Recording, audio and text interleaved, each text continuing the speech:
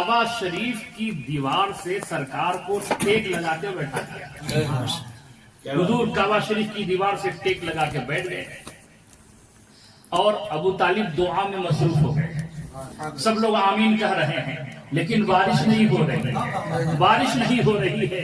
جناب ابو طالب نے دیکھا کہ دعا کے درمیان حضور جو کعبہ شریف سے ٹیک لگائے ہوئے ابھی بچپنے کا زمانہ ہے بیٹھے تھے, آپ نے اپنے انگشتے مبارکہ کو بلند کر دیا. جیسے انگلی شریف آپ نے بلند کیا آسمان کی طرف, ادھر ادھر یہاں تہاں بادل تھے سب سمٹنے لگے اور سب ایکجا ہو کر کے برسنے لگے. سب ایکجا ہو کر کے برسنے لگے. اب میرے رضا امام محمد رضا کی نظر جب اس واقعے پہ پڑی تو حضور کی بارگاہ میں یوں عریضہ پیش کرتے ہیں, یا رسول اللہ علیہ السلام, جن کو سوئے آسمان